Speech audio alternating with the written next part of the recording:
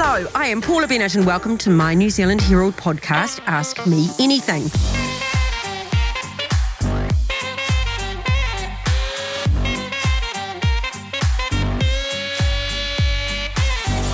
Now, one thing I've learnt in life is it's never too late to learn something new. So on this podcast, I talk to people from all walks of life to hear about how they got to where they are, get some advice and guidance on some of life's biggest questions. Today, I have got an Aussie in the studio with me, literally fresh off the plane. I am joined by Australia's favourite handyman and TV icon, host of The Block Australia, Scott Cam. Scott is here in New Zealand to celebrate the 20th season of The Block Australia, 18 seasons of which he has hosted. Whew, Scott, welcome. Hello, Paula. Thank you for having me. Thanks for coming on in. Okay, I'm going to ease us in with some quick fire questions. If you could go to the pub with someone interesting, who would you choose? Geez, that's a tough one. Captain Cook, maybe. I love explorers. He'd have a story, wouldn't he? Hey. I've always loved explorers since I was a kid. Yeah? Yeah. Just what, the adventure of it? The Yes. fact that they, Yes. Yeah. How they And of deal course, with he's it. well known here too, isn't he? Very well known here. Yes. And we like a bit of controversy, Mount don't we? Cook, is it? Yeah. There's Yeah. a lot of that. I've read a lot of books about him. He has named most of the bays around New Yes, Zealand, probably, yes. without and for varying reasons, I would say. Yeah. Okay, if you're having a drink with him, what would the drink be? You might have to have rum because he's. Well, probably I might introduce him to a cold beer because that's my drink. Oh, I drink whiskey as well. So I think maybe we'd get a nice whiskey into him. Yeah. Why not? I know it's a bit of an odd one. I mean, I'd like to have a beer with a lot of sportsmen like Don Bradman and people like that. But I do like explorers. Yeah. And Australian history. And, you know, he circumnavigated New Zealand as well, didn't he, and drew the first map. Yeah. Absolutely. Just say, yeah, he's pretty much named half of New Yep. Zealand. We've gone and renamed it back to, Yes. originals, Yes, but that's Indigenous. okay. Yes, Yeah. absolutely. Okay, Scott, I'm going to start with some stats, which is not like me, but here we go. 20th season of The Block Australia. You've been host for 18 of those. Yes. That's 900 episodes. Yep. More than 34 million in prize money given out, 176 contestants on the show, 200 bathrooms and 98 kitchens built. Wow, that's impressive. So what do you put the success of the show down to? Oh, look, I think, Paula, that we create family viewing. That's what we try to do, where kids are on tablets and things like that and other streaming devices. When I was a kid, we sat down with mum and dad and my two other siblings and we watched telly as a family. And that's what we're trying to achieve. Happy days. Well, no, my dad didn't watch that. Okay. That was on at 4 o'clock. He was at work. But, we're trying to create a family viewing show that mum, dad and three kids can watch at the same time. And because we achieve that, I think that's why it's successful. And we have new customers every year, as in contestants. We have different styles of housing and we have different areas, like whether it's a sea change or something else or a tree change. And so we mix it up a bit and mix up the format as well a little bit all the time. We do love a renovation show though, eh? We like, I think we've got New Zealanders and Aussies have got that bit in common. You know, we kind of like practical people that are doing stuff. And are you as passionate about homes in Australia as we are here in New Zealand? You know, like we're nuts on it. Oh, 100%. I mean, everybody wants to have their own little patch, don't they? And there's other countries around the world that rent for the, serial renters throughout the entire culture. But we definitely, and I know New Zealand is the same, that we want to have our own block of land, and then we want to add value to that all the time as well by renovating or painting or putting a pool in or doing something like that. And definitely we're obsessed with that in Australia, and I know you guys are here too. And I think that's a great thing. I've been a carpenter for 45 years or longer actually, but I started when I was 17, and I'm in my 60s, and so that's all I've been doing my whole life. And then 25 years ago, I mixed it with a bit of telly. And so I've had the best of both worlds because I love telly and I love building. And you do appeal. So is that because we kind of like the Aussie bloke and we like someone that's a bit of a straight shooter and our tradies are a bit like that? So you are kind of, obviously you're popular, otherwise they wouldn't still have you there all these years later. I've been very lucky, and I think I've just be myself and don't try and put on any airs and graces or any different persona on. It's just me. So whenever people meet me, they say, oh, well, you're exactly like you are on the guitar? I go, yeah, because I've been rehearsing that for 62 years. Yeah. I don't need to be anybody else. I can just be myself. And if in the early days, if the general public didn't like me or the viewers, well, then I wouldn't have lasted. No. And so did you think all those years ago that you would still be doing it all these years later it would be popular and keep going and going and going? No, not at all. Like I've done about 10 different shows. This is just the last show that I've done at the moment. And when we first kicked off on a show called Backyard Blitz, which was a building show as well, and I was the carpenter on that show, my wife said to me, well, you should do this, because I'd knocked back the screen test that I was offered. And she said, well, you may as well do it, and then you can do something different for a year, because you've been doing this since you were 17. I was 36 at the time. And she said, you might get a good 6 months out of it, or something different, bit of fun. And my wife and I have been married for 31 years, and I'm still there 25 years later. Well, and isn't it cool, because also with being a tradie is, you could just go back to it if it hadn't worked out a year later. Yeah. It's not like some careers where, God, if I give that up, what do I do? You had your tools to fall back on. Well, I never gave it up. Yeah. So I still had a carpentry building business with a couple of boys working for me till I was 50. Oh, wow. 52. Okay. I did both. Yeah. And I've only just sort of retired from that business about 10 years ago. That's kind of healthy though, right? It keeps you a bit real, and you don't just become the up-yourself TV star that you could have. Well, yeah, we don't use the word TV star in our house. We don't. I just go to work. Yeah. That's all I do. Yeah. And it just happens. I raised my children. They were all born with me on the telly. I did both, of course. I was going out half the time building and half the time telly, but they were very well educated not to ever mention the television at school. Yeah. Ever. And they survived that whole period without any dramas. Yeah. And that's just to give them their own space to grow as their own individuals. Yeah, well, I said, if you mention that and talk about it too much, people will just hate you. Yeah. Yeah, but you'll just be annoying, and people will say that you're a show-off or that you're this and that. And I said, just don't ever mention it, ever. Yeah, I like that. Okay, tell me about season 20 of The Block. It's on 3 now.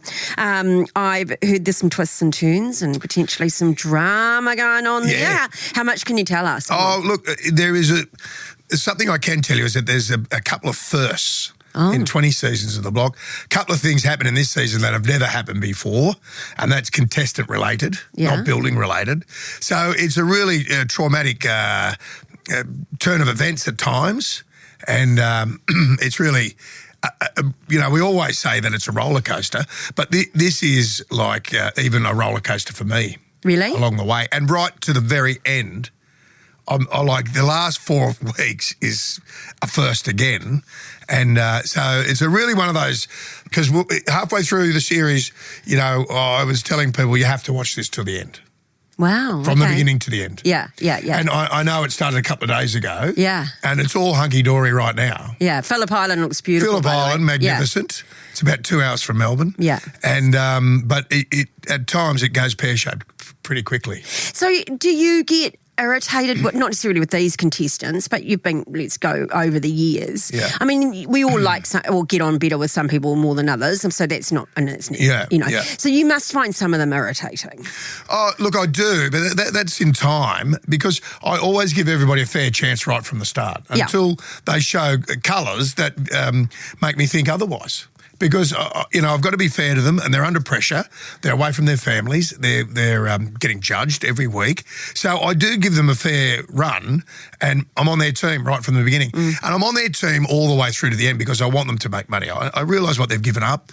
I realise that some of them have worked hard, but a lot of people don't work hard. But they're the ones that I dislike, really, because if you're lazy, that's the big thing for me. I don't like anyone that's lazy when you've been given an opportunity. Can you be lazy on the show? Absolutely. You watch this series and really? You'll come to a determination of whether some people are more lazy and some aren't. Are the ones that work harder more successful? Absolutely. Yeah, always. Yeah, and they have a better time. Yeah. If you're lazy, you're always looking for something to do and you don't know where to start. But if you just get into it and get going, then, that's my theory on life, is if you work really hard, then at the end of that, you get an euphoric experience from it, and that's how I did it. I always worked really hard. And when I was on television, I was working on the tools as well in the early days. Like I was doing what these guys do in other shows. So I know what that euphoric team spirit feeling is like, and I love it. And then you have a cold beer at the end of the day. So you can get so much out of working hard and feeling great about yourself. And that's why a lot of people, I think, that don't have physical jobs, have some maybe, they get a little bit of anxiety, a little bit of depression because they haven't got that euphoric experience of working till you drop. Yeah. And do you need, like you do, you've got yourself and then you've got some wonderful experts and those that help them. So do you need to have that ability to have that vision yourself, or can you just take that advice and really know what you think will and won't work and then just go for it? No, I think, like if you're going to enter, like we get 40,000 people applying for the block every year. Yeah. Wow. Yeah. We get 40,000 couples. Oh, shivers. Yeah. There's a couple of years ago, we're getting 50, 60. Well, how do you know? We've got casting agencies and that go through the majority of it. And I think a lot of those people can get weeded out pretty quickly. Yeah. Like into a yes and a no box. And then the yes box ends up being 2,000. Yeah. Something like that. And then, we can get through it pretty quickly. But we've got people working on that. And then it gets down to, the last 50 or 60, and then more eyes get on board and have a look then. So that's how the process works. And some of those people from 2 years ago get put in a maybe pile over here for the following years or years to come. So it's a bit of a casting process, but it's very easy for teams, couples, friends, whoever your team is, to basically lie in the interview process, to say, I can do this and this and this, and then when they get there on the day, they can't. Yeah. They're very cutesy pie and happy-go-lucky, and then when they get there, they're not. Yeah. So a lot of people say, the drama and all that sort of thing. But we don't create that drama on the show. We don't put it in place. It's an organic show. We just have to leave them to their own devices, and it evolves organically in their personality and along with their building at the same time. Yeah. And surely is some of the drama or some of the emotion around it because you're tired, as you said, you're away from your family and friends, you haven't got those same connections, you're frustrated, I imagine I would be. Yeah, look, some people really handle it very differently to others, and some people can cop it on the chin, but, you sort of know what you're getting in for when you're doing this show, and what you need is a great work ethic and resilience. Yeah. That's just, and I think maybe some people are lacking a bit of resilience compared to 15 years ago. Yeah. If you were interviewing me, would the fact that I hate my husband telling me what to do be a factor in me not coming on? Well, that probably would be a good factor for us. We'd cop that. If you're a hard worker with resilience and you don't like your hubby telling you what to do, you'd probably be in the top 20. Okay, so how much has it changed over the last 20 seasons? Because, just the way we build houses, the property's changed, the market's changed. Yes. So all of that. And are the contestants different than in the past? Oh, look, they're very much different to 20 years ago. They, I think that, and we all know this, that younger people are tending to lack a little bit of resilience. Some are not. Some are fantastic, but some really you need to knuckle down. And when I was their age, I compare myself, because we had some 28-year-olds on, and I compare my 28-year-old self to them. And it's just like chalk and cheese. Yeah. Even my sons are chalk and cheese to some of these people. Yeah. There's some things that happen in the first 4 weeks or so that you'll know what I'm talking about. I don't want to give anything away because it's pretty compelling viewing. Yeah. And some stuff happens, and I was a bit taken back and a bit shocked as to that lack of resilience. Well, it's something to shock you. Yeah, I know. Hey. And I sort of, gosh, strike. I couldn't see myself in that position. Wow. As a 28-year-old or anyway, but everybody deals with different things in different ways. And I think that, I can't talk too much. It is really compelling viewing, I'm telling you. You've got to watch it. Yeah, and even our crew, like we've had long-term cameramen and women and our executive producers and our producers. We've been together for 20 years and we're all taken aback. Wow. Okay, you've got me. Okay, talk to me then about how property's changed. Yeah? Yeah, well, that's another thing about our show that you're saying, why is it so popular? I think it's because we showcase new products and new styles of building and new ways to build and new ways to, new products internally and externally.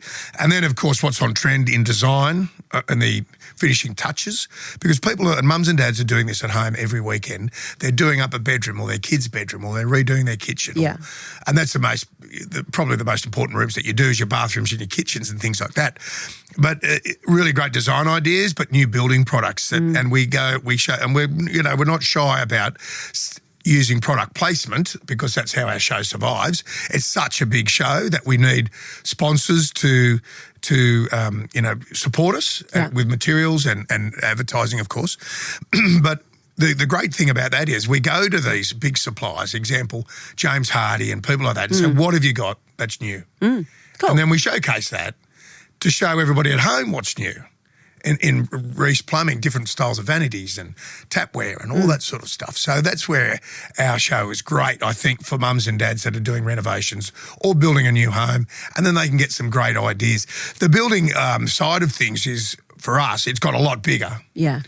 The original blocks were each of their apartments in the original block. They were the same size as the lounge and dining of this one.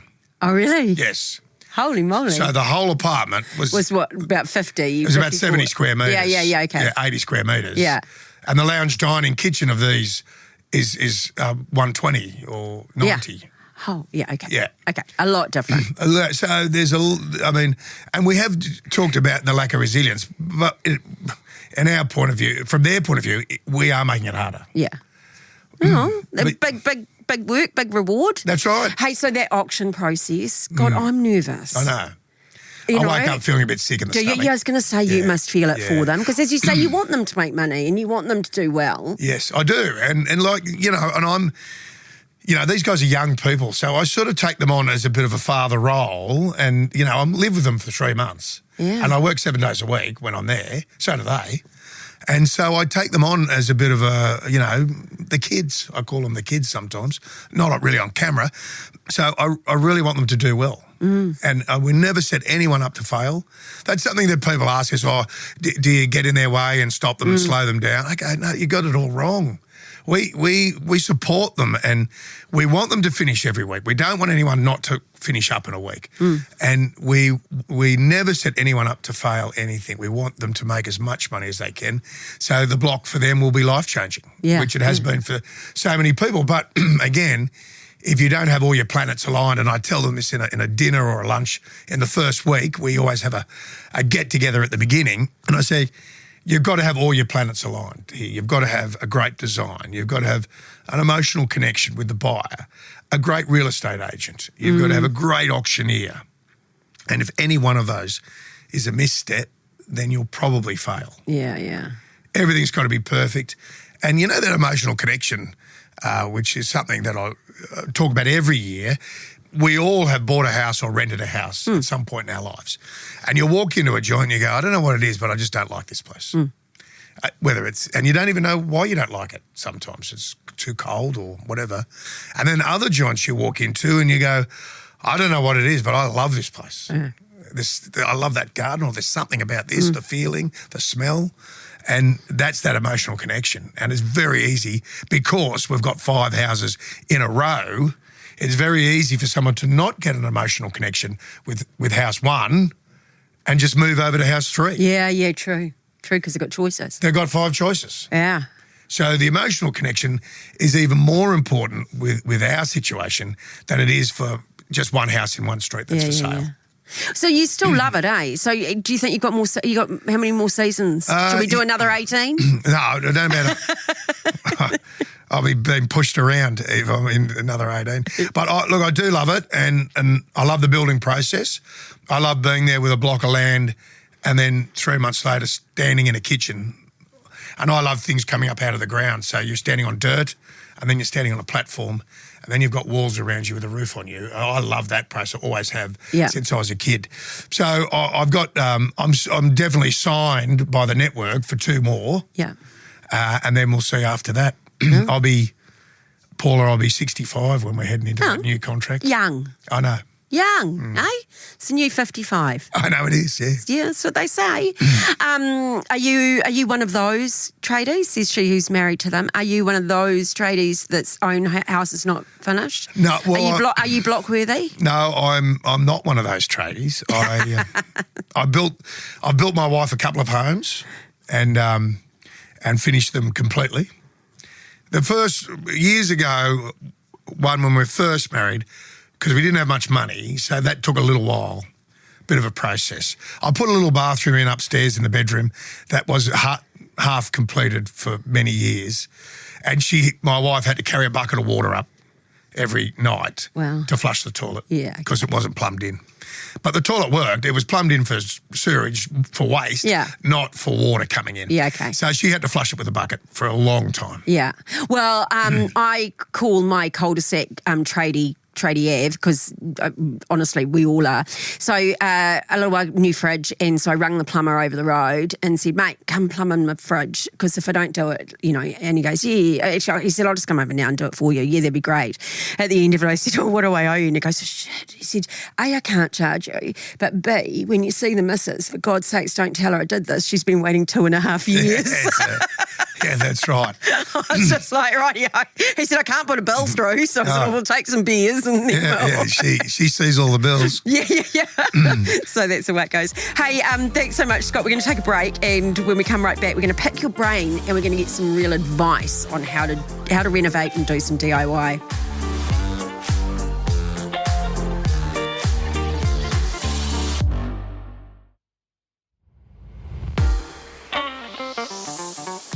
We are back with host of the Block Australia, Scott Cam. We're having great chat here. As we discussed in the first section, you're a trained tradie, so you're a carpenter, 18 years on the block, 2 books behind you. I reckon you're the best man for advice about renovating, and I think we need to talk a bit more about hard work and resilience, because there's just not enough out there. Okay, let's start with the traps. What are some of the renovating traps that people fall into? Oh, look, they're really obvious ones, and that is budget, of course, variations, and if folks at home don't understand that, it means changing your mind. And in the building industry, it's called variations. And so you want to have the kitchen here with a window there and a door there, and then halfway through the build, you decide you want to move the door to there. But that's been framed up differently, and so that's a variation. Okay. And that might cost you $2,000 or $3,000. Some variations cost you $5,000. If you do 10 of those, it's $50,000. Wow, yeah, that's true. Now, are there, budget-wise, and on that though, are there certain things that you should spend money on and the quality really matters, and then other things that it doesn't? Yeah, I think that it's the obvious ones, and you put your money into your kitchen. Yeah. And you don't need much money in your bedrooms. You put a coat of paint in the bedroom, and it's happy days. And the master bedroom too. You could probably live with that in yourself, or instead of the master, they're calling it the primary bedroom these days because of the but the main bedroom. Yes. My wife always says we don't have to do much in our bedroom because no one goes in there. It's just us. Yeah. But the kitchen, everybody goes into. And the bathroom downstairs near the kitchen, everyone goes into. So the places that you'll want to be proud of in your home is probably where you want to put the money. But is there something in you buy a better quality tap because you're going to use it every day? Is there something in that sort of thing as well where you spend, because you could spend $50 or you could spend $2,000, couldn't you? Yes. I am of the thinking that no. I think you're better off saving money on those sort of things because all taps do their job. They've only got one job, water on, water off. If you like the look of it and it's doing the job, we'll spend $100 because you can buy a tap for $3,000. Yeah. In a kitchen sink. That's crazy, right? Crazy. I find that crazy. And when I was building many years ago, when I was building houses for other people, they'd take 8 weeks to choose light switches. And, if you don't have 8 light switches to compare in your house when you walk in or your guest does or whatever, no one's going to know whether the light switch is good or bad. It's a light switch. Yeah. And you just pick one. Yeah. And move on. Don't worry about it. Yeah. You don't need to spend 8 weeks on that. Or you can buy a light switch that is 80, 100 and 200 bucks each. And we need 5. And no one notices that. No one notices that. And you can buy one that's $20. Yeah. So I go and find, like I'm doing a renovation at home in Sydney at the moment, not at my house, but somewhere else. And I just walked into the lighting store and we picked all the lights and we spent a little bit of time on that, but not much. And then the light switches, where's your light switches? So we'll take those. That's it. Yeah, done. Yeah, how much? Where's the middle of the road ones? These ones. We'll take them. They look fine. Yep. They look good. Yeah, they No do one's the gonna job. notice. I need them to switch on. Yeah, and that's then right. Power in, power out. Yeah.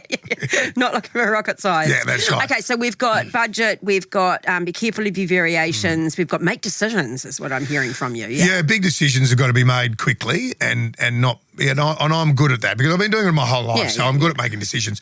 I think the budget side of things is you need to make a budget and you've got to stick to that budget and then don't add anything to it and don't. Well, we've talked about variations, don't change it, but you've really got to have that budget in keeping with what you're doing because what happens is if you budget incorrectly, all of a sudden it's half finished and you've run out of money. Yeah. So that happens a lot. You go to someone's house and it's half done.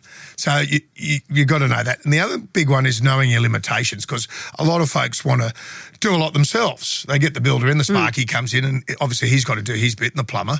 But then you go, well, I want to do all the plastering. But hanging sheets is pretty easy, but setting it is very difficult if you don't know what you're doing. So you got to know your limitations as well. Otherwise, you'll just have to do it again and pay someone to do it. Yeah, and isn't that how you blow your budget though? That you think that a cost is going to be this, or I'm going to be able to do it myself, and the next thing it's another $5,000 because you have to get someone in to do that. Or so that's where the know your limitations ticks into that. And there's also, there's 9-inch grinders, big tools like that you need to use. And if you don't know how to use one of them, it's the best way I know to cut your hand off. And so know your limitations in what you're using and how you're doing it as well. Yeah. Okay then. All right, so we've got examples, I'm sure many, of where they've gone wrong. What's kind of nailing it? Like what does good look like? What does success look like? As in the finished product? Yeah. Yeah, well, painting is really important to make it look good. I mean, that's the last thing that happens in the job. If the painting looks ordinary, then the whole job looks ordinary, doesn't it? Yeah. And I think standards, you've got to set yourself a set of standards in your own head, acceptable standards they're called. And if someone walks in and goes, oh, well, this looks good, but if you walk in and go, I don't like that and that looks bad, well, then the acceptable standards haven't been processed and it's not there. Yeah, okay. So would you advise anyone to give it a go? No, I don't think so, because people admit to themselves that they're no good at handiwork and things like that. And, I've got mates that couldn't hang a picture, which I find bizarre, but that's all right because you just resign yourself to, I can't hang a picture, so I'm never going to try and do it. I'm like that with technology. Yeah. I know what you're good at, what you're not. That's what and if something goes wrong with my computer, I don't even attempt anything if I push a button, something might disappear. Yeah. So I have to wait for my son to come home and he fixes that for me. Yeah. We had a wonderful ad. It was these kids in the playground and they're kind of like, Jonesy, how much to do your digging and, do this and do that. And then finally someone says, mate, do it yourself. And he sort of can't, because, I was under John Key's cabinet. We used to call him Jonesy because he couldn't even knock a nail in the wall. And he goes, well, my aim was always to make enough money that I could pay someone else to do it. So Jonesy has become a term for someone that's no good. Yeah. In building. Yeah. Bit of that. And he was a kid on a TV ad. Yeah. For what? Building supplies, I think. Oh, right. God, I haven't seen it for a while. Was it something? Oh, yeah, it was Mitre 10. Was it? So it's from Mitre 10 and he's kind of like, I can't remember the whole ad. It just became this thing. It was quite funny. Yes. And the way it was done, it was, these kids discussing how they're going to build something and then the other one, no, he was going to do it that way. We had that in Australia called Not Happy Jan. Oh. Have you heard that? No. It's just an ad on the telly. Yeah, there you go. And it became, if you weren't happy, you'd say, not happy, Jan. Yeah. And there was a woman saying that to one of her staff. That's how it takes off, right? It was, yeah. Okay, let's go back to, the TV shows like The Block, but, equally sort of where we're at in life, and particularly if you're looking at renovating and doing a lot of it yourself, you got to be prepared to work hard. Yeah? Yeah. Get a bit dirty, and it just feels like, as you say, in our younger ones, I notice it, that lack of resilience, that, and in fact, recently it was an Australian recruitment company that sort of turned around and said that they think that younger people have got much higher expectations of what they think they should be doing and should be worth instead of what the reality is. And I mean, you see that in human nature, don't you? Yeah, look, and having said that, I don't like to say that a lot, but I do agree with you 100%. But I know a lot of young kids that are really great. Yeah, hey. And lots of them too. But I think the concept of, like people say to me sometimes, I'm giving it 100%. And I go, like, you cannot say that to me because your 100% is my 40%. Yeah. And a lot of people I know. So you're not giving 100%. In your mind you are. But you number one, you need to give 110% anyway. But your 100 in your mind is actually everyone else's 40. So where did you get that work ethic then? Well, I started working in the 70s, and when you worked until you came home and laid on the floor every afternoon on my back on the lounge room floor to stretch my back out and rest my shoulders and arms because I was exhausted. Yeah. And that was the norm of what you did. I worked for my brother, who was 5 years older than me, a big guy. And he worked really hard, so I worked really hard. And my dad was a professional fisherman with his dad, and they worked really hard. Wow, that's hard work. But too. then they went into frozen fish and things like that down the track. But you'd seen it, you'd lived it, you breathed it. Yeah. But that was the norm. That was you had to go to work, and you worked until you come out of that day at 4:30, 5 o'clock, and you get into your ute, stiff as a board, and go home and have a couple of beers. But what a euphoric feeling it was. Yeah, you'd earned it. My dad was a carpet and lino layer. Very tough job. When lino was thing. So my job as the only daughter as the kid was to walk on his back to try and stretch and straighten it out. It was kind of like, which sounds weird, but you get it, right? I do. When telling people your job as a kid was to walk and on your your hands are very back. sore. You couldn't close them up because they were so stiff. Wow. Your fingers. Yeah. So what advice would you give to someone that was thinking about putting their name forward for the block? Well, I think that you've got to be careful what you wish for in the block. It's really hard. You don't sleep that much towards the end of the week. You've got to work really hard. The rewards are incredible if you do everything right. But, everybody that's been on the block that's done it the right way says it's the hardest thing they've ever done, but the best thing. Yeah, most rewarding. Yeah. Okay, all right, I like that.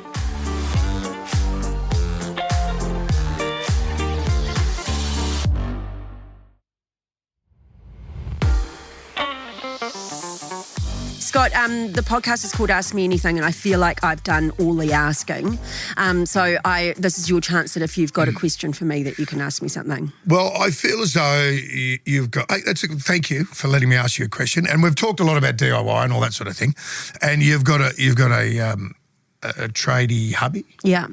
And kitties that are tradies. So, are you a handy person in the home? Do you get in and do a little bit of work? And have you had a massive fail, maybe?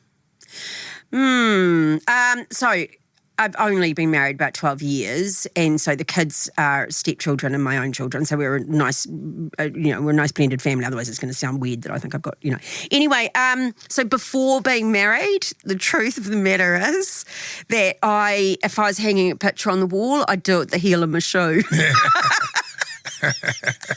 Yes.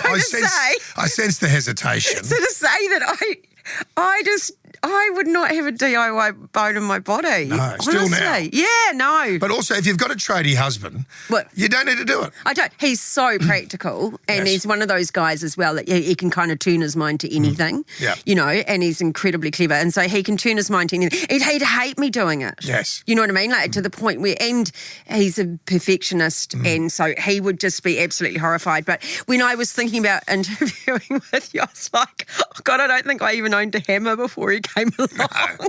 Well, you wouldn't either, would you? I bake really well though, Yes. and so I could have More smoke, eh? Yeah, and so the neighbours and that sort of thing as well. If it was a small job, then I could. A cake would get me the long. Look, my builder neighbour, I make this amazing raspberry shortcake. He calls it crack. He reckons it's so good. That's good. Well, you know what? Us tradies, we like to make our wives proud of us. So we're puffed up like pancakes when we do something that they're happy with. Oh, there you go. Yeah, so my wife lets me do it all, so then she knows I feel proud of myself. Okay, parting segment. What's the best advice you think you've ever been given? Or give, because you give a lot of advice. Look, because I've been around for a while, I tend to give a bit of advice. But, really, advice, it only suits the person giving it. That's something that I lived by my whole life, because older blokes when I was younger would give, hey, you should do this, this and this. I said, but that suits you. That doesn't suit me at all. So advice is one of those things I don't like to give out too much to younger people because they've got to find their own feet. But the thing I've found in certainly working in television and outside in my job is I've never been late. I hate people that are late. I've worked always really hard. I've never asked for anything either. I'm always self-sufficient. And I always come prepared. So that's just a bit of advice that I give someone that's starting a new job, or someone says, what do I do to get into television? Those things in television are so important because a lot of people are late. A lot of people ask for a lot of things. They don't come prepared because they think they're television, so everybody's going to do it all for them. Yeah. But if you treat it like a job, which it is, then you might go all right. Yeah. Good on you. Well, I've totally and thoroughly enjoyed having you here. Scott Cam, so good to have you in the country and with me here in the studio today. You can all catch Scott on season 20 of The Block Australia. As we said, it's underway, so go and, if you haven't checked it out, go and look at 3, and you can catch past episodes on 3 now. Phillip Island, extraordinary, and it sounds like we've got some really exciting drama coming up, and we all like a bit of that in our lives. And that's it for another episode of Ask Me Anything. If you've enjoyed this episode, please follow Ask Me Anything on iHeartRadio, wherever you get your podcasts. Make sure you check out some of our past fabulous guests while you're there. I'll be back next Sunday with another great guest. I'm Paula Bennett. Ask Me Anything. Goodbye.